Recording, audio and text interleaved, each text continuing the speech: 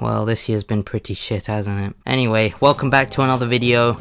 I know I haven't uploaded a video in a while. I haven't really been on YouTube. I guess I've been too busy, but I thought I may as well come back with another video here on Ahmad's Void and kind of recap, review, just give a kind of overview of the year 2020, because this year has been, I guess, an anomalous year, considering everything that's happened with the pandemic, with kind of the worldwide kind of catastrophe of COVID-19 has struck unpredictably, suddenly, and changed the entire landscape of kind of everything, I guess. It just feels like we've been thrust into this strange dystopian world that is so much unlike what we have been used to and accustomed to in the many years prior to this pandemic. And I thought why not kind of talk about that, discuss what's happened this year. Obviously not just COVID-19. I already made a kind of video right at the start of the year in about April, talking about COVID, talking about how it was spread, the kind of what the government was doing at the time, and protests around it. So I don't want to tread the same territory necessarily, but I thought nonetheless it would be interesting to see what's kind of happened this year overall. What's the kind of highlights of the year, if there were any, things like that, because a lot has happened since then. A lot has happened since April. It's just been a very, very strange year. It's kind of a bit surreal still to think that 2020 is over. It felt like a bit of a never-ending year. The year's gone by extremely quickly, and yet it feels like it was a really, really long year. Like, the perception of time, because we were just stuck in our homes the whole year, it's just feels like it's been forever since I last kind of went outside without the kind of anxiety and paranoia around COVID. I mean, let's start obviously with the main headline of the year, which is COVID-19. I feel like it should have been called COVID-20, considering most of the impact of it was this year, but it started in 2019. Obviously, I'm sure you know what it is, but just in case, if you're an alien coming over here and trying to find out from human archives what happened this year, COVID was basically a highly contagious virus that is originated in Wuhan, China, and rapidly spread across the world, leading to catastrophic effects and basically everything being shut down and locked down. And yes, it's not fun, it's not great. It felt very unexpected, and I think to some degree it was very poorly handled, at least at the start of the year, and even now, I guess. Just it's been a very world-changing event to have this pandemic, to have this virus come into the world. Obviously, as well, the main problem with this virus is not only that it's highly contagious and it can spread very easily just from human contact or even within a few meters, but it also is very deadly and very risky if you have a poor immune system, or if you are like elderly, if you have cancer. Any of those things make it more likely that you would die from this virus. And yeah, it was very, very crazy to have this at the start of the year. Generally, this was quite a serious thing to happen this year. It was basically COVID coming into our lives and messing everything up. We had March lockdown. We all had to adapt to staying in our homes and having social distancing, being told to wash our hands repeatedly and to wear a mask when you're outside to reduce the spread. We had all sorts of government restrictions on going to work, going to school, going to kind of just normal restaurants, shops, any kind of outdoor services, any kind of social gathering. They were all kind of discouraged and then restricted and then eventually banned. It came to a point where basically the only people going to work or allowed to go to work were essential workers. And it was kind of, I think lots of people kind of found it ironic almost that these people who are often paid a low amount of money, they're kind of low skill jobs, not really valued that much in society, ended up being one of the most important things to kind of keep everything in the world running. Were like people working in shops, cleaners, doctors. I guess are more valued anyway, but you know, teachers, all these kind of professions that I guess maybe weren't valued as much before suddenly became all the more important in these times. And just with the impact of COVID, the impact of the virus, I mean, there was so much that kind of changed, I feel, and just such a huge amount of people that were affected by this. I mean, there have been like 80 million cases worldwide as far as I've seen, like almost 2 million deaths worldwide, and just people, I guess, being affected. They've become sick. I mean, I personally got it. I know a lot of people who have had COVID. There are people passing away from it, obviously, and people losing family members because of it, people losing their jobs, being made redundant. The unemployment has been through the roof in loads of places.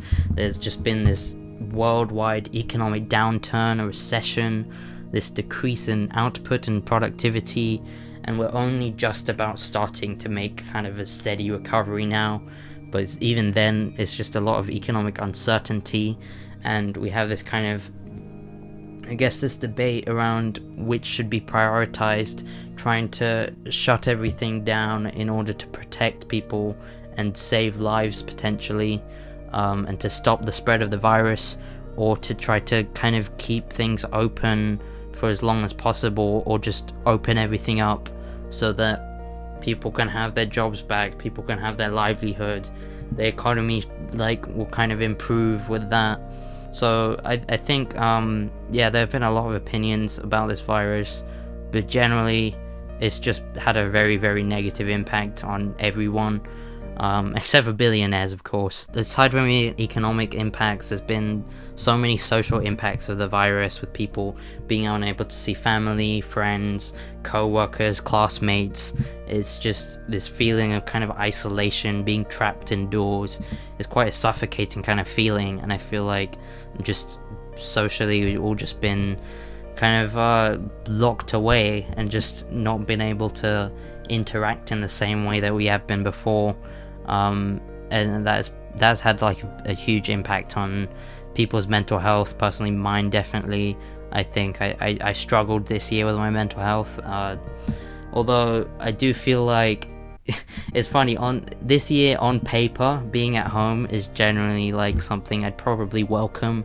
I think I'm usually quite a kind of socially reserved person anyway. I don't know if antisocial is the right word, but I guess I don't mind being indoors.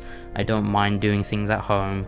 But even then, just the fact that you actually just can't go outside is quite a kind of terrifying prospect. And then that also kind of leads into the fact that COVID is supposedly accelerated the digital transformation and the kind of a shift towards technology and a reliance on kind of online communication, online services, and just the internet in general to kind of stay connected with each other, because communication is just vital for people to have in their lives. People have kind of discussed and theorized over how COVID has made has necessitated and forced businesses to kind of adapt to this situation and provide their services in different ways, as well as obviously people being able to work from home using things like Zoom or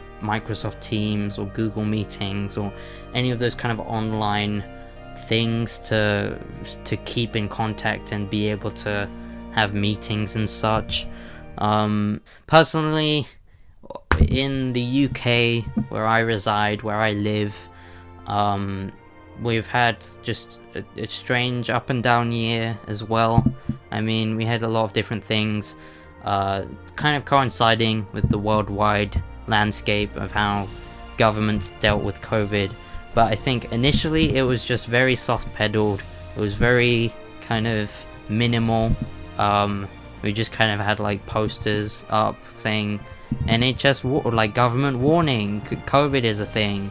And then people kind of like, okay, and I guess like gradually things started getting worse, cases started increasing, things became more serious, and then the government was forced to act in March, at the end of March, to actually enforce a lockdown.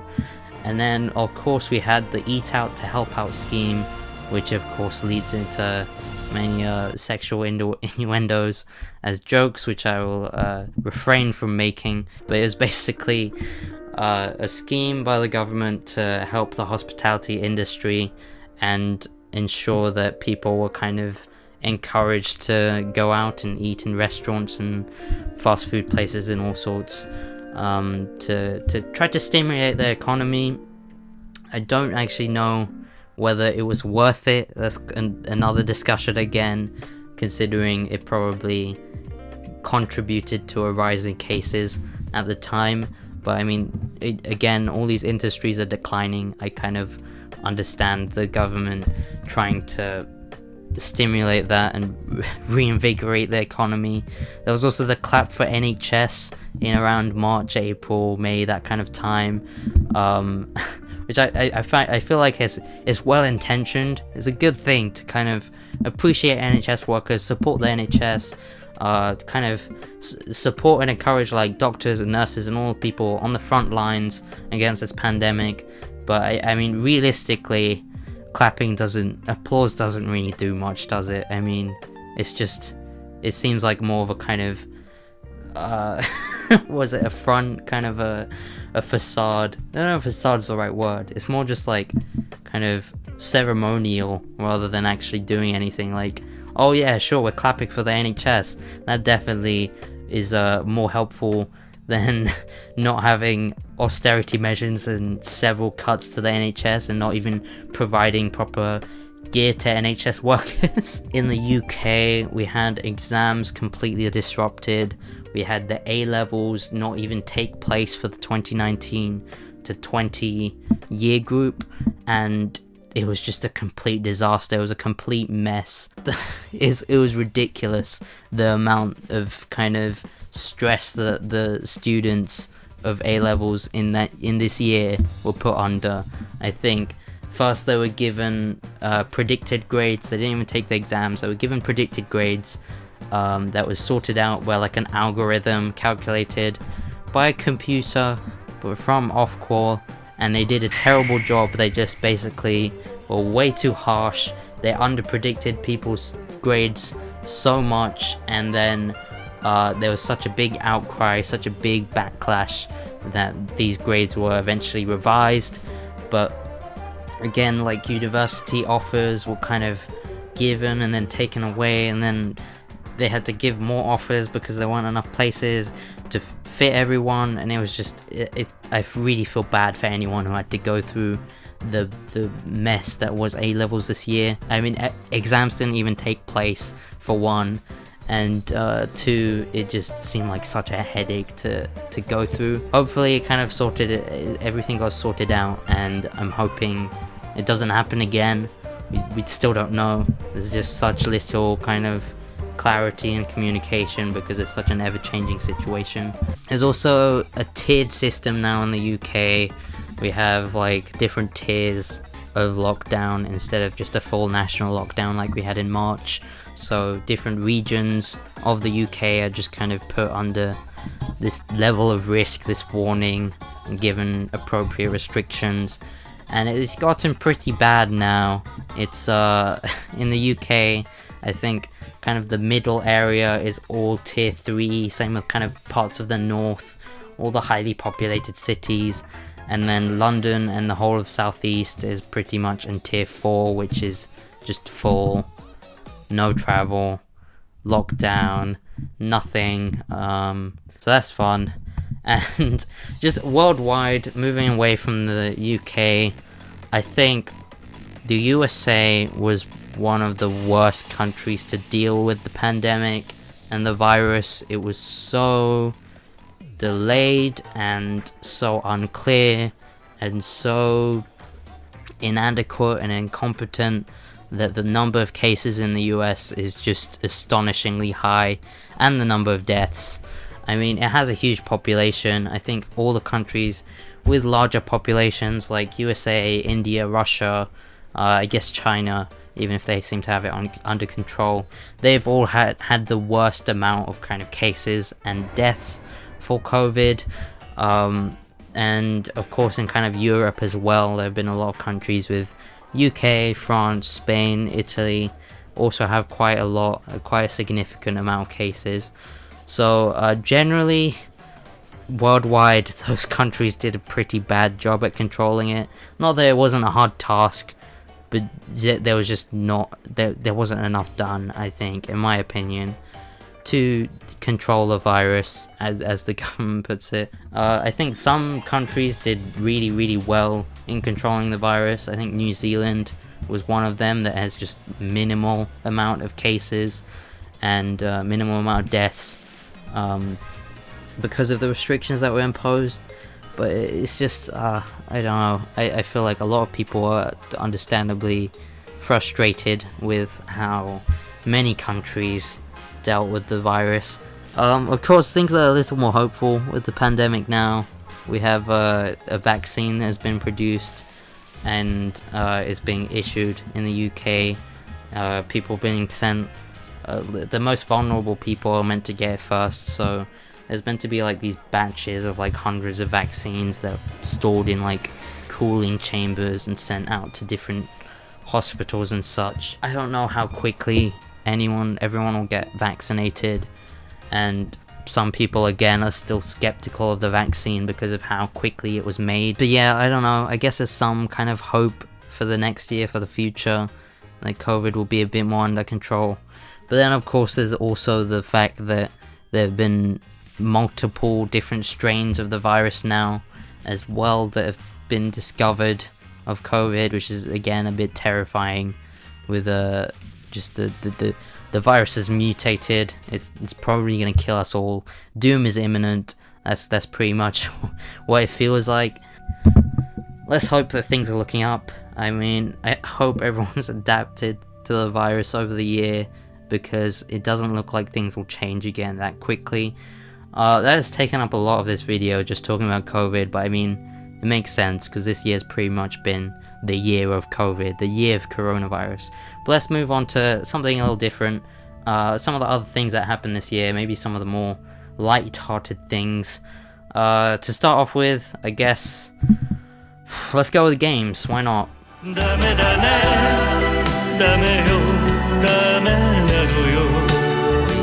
And there was this year was surprisingly quite an exciting year for games. I think a lot of different games were released. Of course, there was a new generation of games consoles that were released this year. Sony released the PlayStation 5 and Microsoft released the Xbox Series X. Both astounding 8K, high processing power, powerful consoles for all your next-gen gaming needs. And yeah, they seem pretty exciting. I mean, the high price point definitely, I think, deterred me a bit from being able to purchase it that quickly, but it does look really exciting and revolutionary what these consoles have managed to achieve, and I am kind of looking forward to kind of what next gen has to offer. As for this year's releases, we had Animal Crossing New Horizons, Crash Bandicoot 4, The Last of Us, which won multiple game awards despite its mixed reception and controversial story. We had Doom Eternal, the sequel to the Doom remake of 2016. We had a Final Fantasy VII remake, which was astounding and hyped a lot. We had Ghost of Tsushima, Spider-Man Miles Morales for the PS5, which is just full of the exaggerated swagger of a black teen. We had Hyrule Warriors Age of Calamity, a bit more of a smaller Zelda spin-off game based on the story of Breath of the Wild that came out quite recently. We had Ori and the Will of the Wisps, the sequel to the original, and the Blind Forest, I think it was called. We had the amazing the silly, light-hearted indie game, Untitled Goose game, where you play as a goose and your job is to mess up everyone's day. Valorant was a free-to-play online multiplayer shooter that became quite popular this year. And Cyberpunk 2077 was one of the biggest biggest games this year. Not necessarily the most popular or successful in terms of the finished product. I mean, it was announced in 2012. It's been a highly awaited release in development for 8 years now at this point, and it was delayed multiple times on multiple occasions. And it's a really exciting game. The idea behind it, of this dystopian future with all these kind of technology's grown so much and developed so much. People have cybernetic augmentations, and there's a huge open world you can explore. It looks really exciting, but unfortunately on release it was still pretty much a buggy, kind of unfinished mess, and it could not run on PlayStation 4 or Xbox One, the base current gen consoles, to such an extent that both PlayStation and Xbox had to pull it from their stores. So that was a pretty kind of unprecedented event as well in the gaming scene. That doesn't usually happen on a game on this scale. Hades, of course, as well. That was a really cool indie game to come out on Switch, and I think it's been in early access since 2018. I mean, there were a lot of updates as well. There was a Rainbow Six Siege update, a Minecraft update, a Terraria update, DLC for both Pokemon Sword and Shield and Smash Brothers. There were lots of fighters revealed, and by far the most kind of astonishing character to be revealed for Smash was Steve from Minecraft. That is now in Smash Brothers and a playable character that you can buy and play with, and I was not expecting that. I found that quite shocking, quite surprising, but I mean, yeah, it's just hilarious, honestly, that is actually a thing now, that Steve is in Smash. Moving on to kind of more casual games, I guess, ones that I'm guessing most people would have heard of. We've had Among Us, and Among Us has been just this crazy viral hit pretty much this year. It's been one of the main games of this year.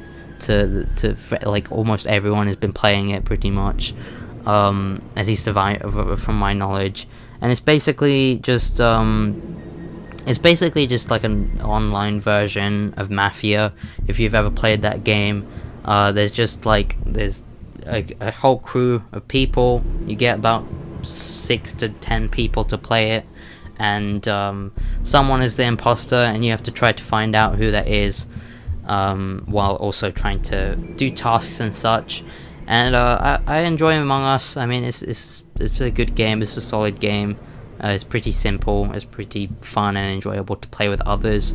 I don't find it fun to play with strangers, but playing with people I know is quite fun. That contrarian part of me has kind of made me dislike it a bit, just because of how mainstream it's become. It is just a funny online phenomenon, I guess. I guess that's been the viral game of this year. And then, of course, also Among Us blessed us with this kind of, not the official Among Us, but people have now made this disgraceful GIF out of Among Us, out of one of the crewmates. And yeah, I mean, that just makes me want to move on, to be honest. We got some movies, color TV. Let's see, let's move on to TV shows. I don't actually watch TV that much, to be honest. I'm not like someone who, I guess, watches a lot of TV shows. I just kind of, I guess I watch a lot of cartoons, and I watch some TV shows from time to time. I think I mostly watch sitcoms, to be honest. At the start of this year, there was basically my favorite show came to an end.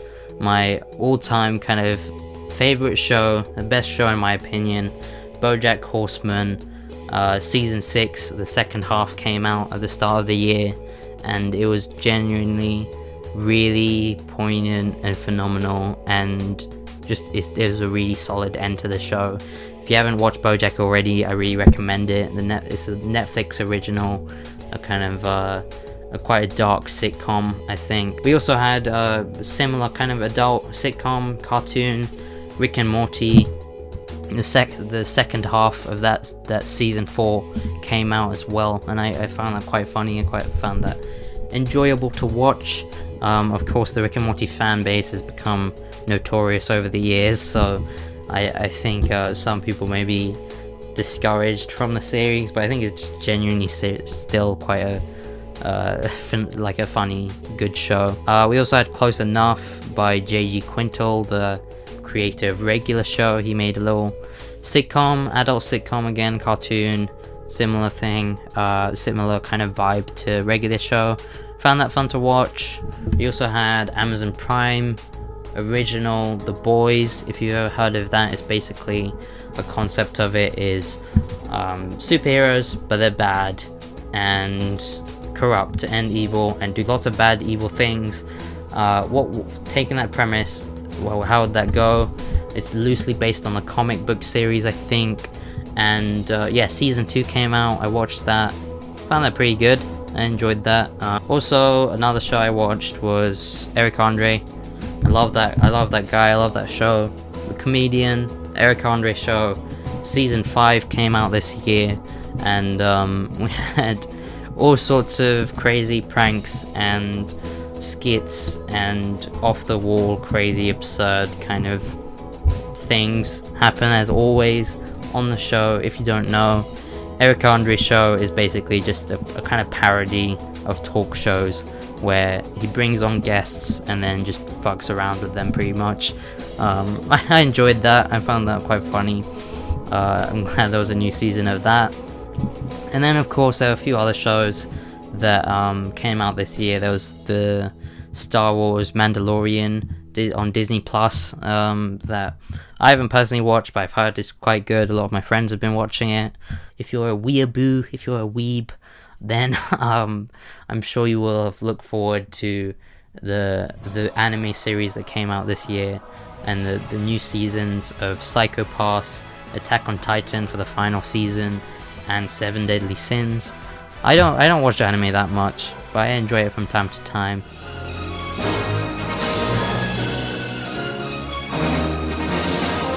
Movies is another one. Movies, pretty much very, very few movies came out this year. I'm guessing they were probably all delayed in production or release. Just the movie industry was probably one of the more heavily impacted media entertainment industries from COVID, because most people see movies in the cinemas, in the theaters, and that was not allowed. That was not something you could do this year. So I think companies were probably reluctant to release their movies, and generally the movies that did release in cinemas, just their sales were obviously affected and obviously impacted by COVID.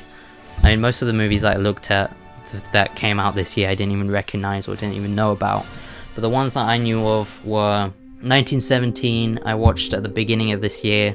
I know technically it was first released in 2019. At the end of 2019, it was nominated for Oscars 2019, all that thing. But because I'm in the UK, it came out in January over here. So right at the beginning of the year, I watched that. I also watched it again recently on Amazon Prime.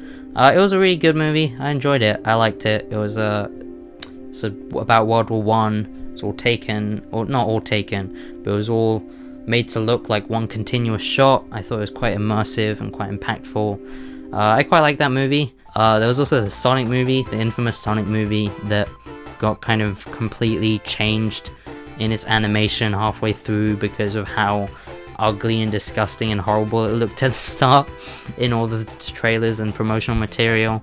But yeah, the Sonic movie came out, Jim Carrey as Eggman. We also had like Onward from Disney Pixar. We had Mulan, a live action remake from Disney, which I think was kind of poorly received from as far as I could tell, especially because you had to like pay for it individually, like quite a lot for it just to watch it at the beginning. I didn't watch it. I don't really like Disney's live action remakes. I feel like they're pretty soulless and corporate kind of cash grabs and nostalgia. I don't know if they really add much to the original that wasn't already present. There was also Borat's subsequent movie film, i.e. the sequel to the original Borat movie by Sacha Baron Cohen. I found that really funny. I was quite surprised that was announced. I enjoyed it quite a lot. It even tied into the current events of COVID a bit. There was also Tenet. That was probably one of the most notable films of this year as far as I'm aware. It was a Christopher Nolan film, and it was all about pretty much kind of time travel.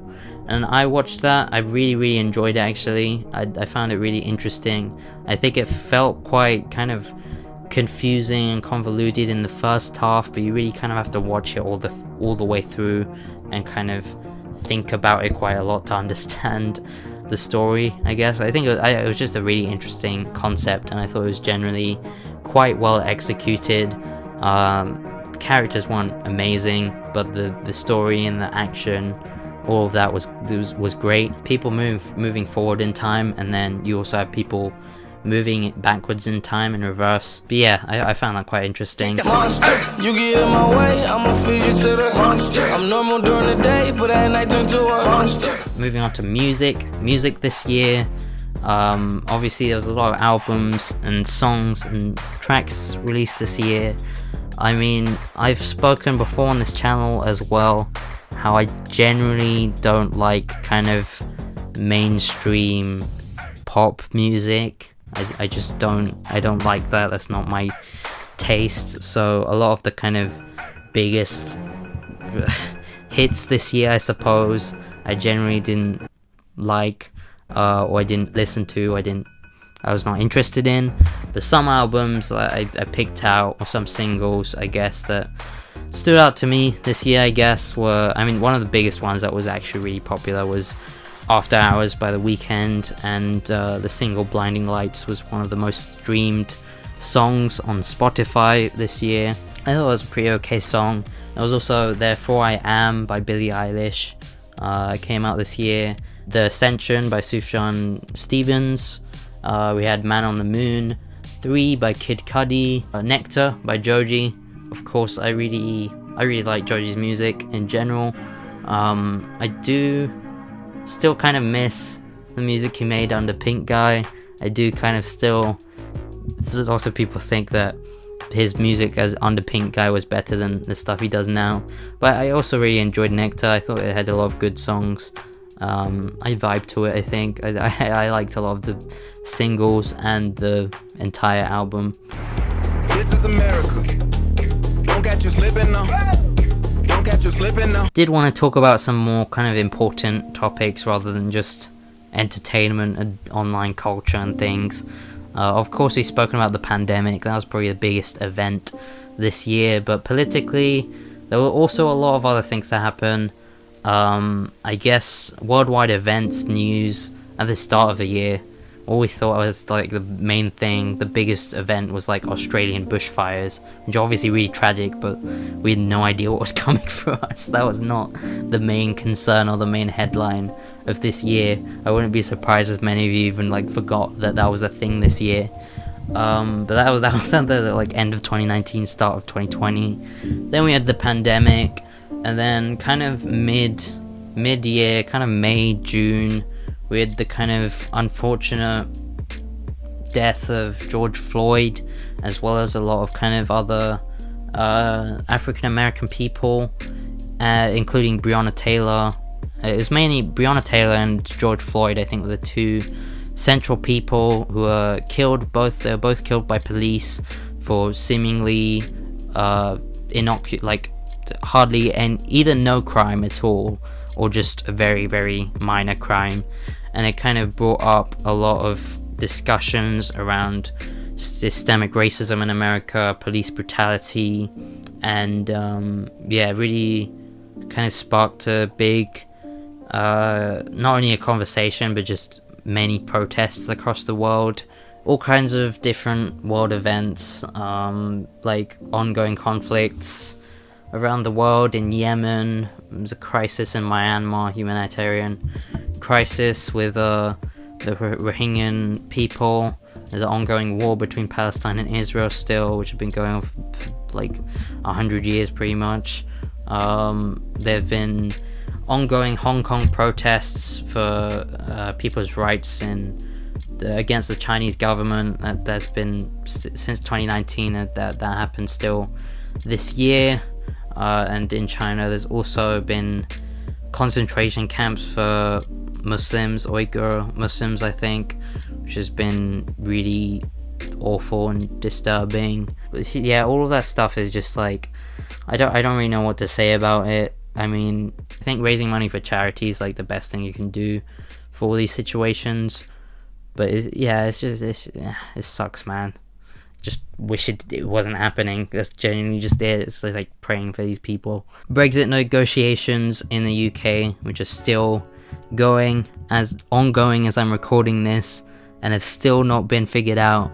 We had a referendum 4 years ago, and this mess has still not been figured out. We still have not officially left the EU, although I have a feeling by the end of the year we will have. But yeah, Brexit is a thing now. I guess we're gonna get like a no deal Brexit probably. Don't really know how that's gonna affect the economy and trade and immigration and all those things, but we'll have to wait and see, I guess. We also had the US election in November, I think, which was pretty interesting to say the least. It was pretty anticipated by pretty much the whole world, I guess. After 4 years of a Trump presidency, seems Biden won it over. People are still kind of saying and speculating and making conspiracy theories about whether the election was fraudulent or not, but pretty much Biden has won. Biden is the US president. I wasn't expecting it, to be honest. I was still expecting Trump to win. Trump, we already knew what he was like, but Biden's campaign was pretty much just, I'm not Trump, which apparently won him, I guess. People were fed up with Trump maybe, or just Biden had a strong enough kind of campaign, I guess. But yeah, Biden won. I really don't like Trump. I don't really like Biden. I think both the candidates were pretty bad, to be honest. I mean, there's a lot to say about the US election. It was pretty interesting, to be honest, to kind of watch in real time as it was being counted, with so many mail-in ballots, as well as so many people going in to vote on the day, and the polls not really being able to predict properly who would win. I'm just sad that Bernie Sanders did not win. Bernie Sanders did not even make it to become the Democratic candidate, let alone become president. I would have liked it if Bernie won. I like Bernie a lot. I feel like he really got shafted in the election. But I guess he got Biden. Biden was pretty much just like, oh yeah, I'm not Trump. Don't vote for Trump again. Settle for Biden. As well as, I was the vice president for Barack Obama. Remember that guy? He was pretty cool, right? I was friends with him. I worked really close with him. You should vote for me. And apparently that worked. So yeah, that was funny. Politics has just become an entertainment at this point in America. As depressing as that is, that's just the case. Another thing I just wanted to add was it was kind of sad that the Olympics didn't happen this year. It's meant to take place in Tokyo in Japan, and that just got cancelled, obviously, because of COVID again. Adobe Flash Player is now dead. Adobe has stopped supporting it. That's a bit sad. Yeah, that's pretty much, I guess, this whole year summarized. Not necessarily briefly, quite detailed. A lot of my thoughts. I guess I had a lot to say about this year. But yeah, I hope you're all safe. I hope you're all doing well. Thanks a lot for watching this video. But yeah, I hope you all have a great winter holidays. I hope you all have a great holiday as much as you can, given the circumstances. I hope you have a Merry Christmas and a jolly, happy New Year. And fingers crossed, touch wood, let's hope that 2021 is a better year than 2020 was. Because it's a pretty low bar, to be honest. Anyway, thanks again for watching. Goodbye.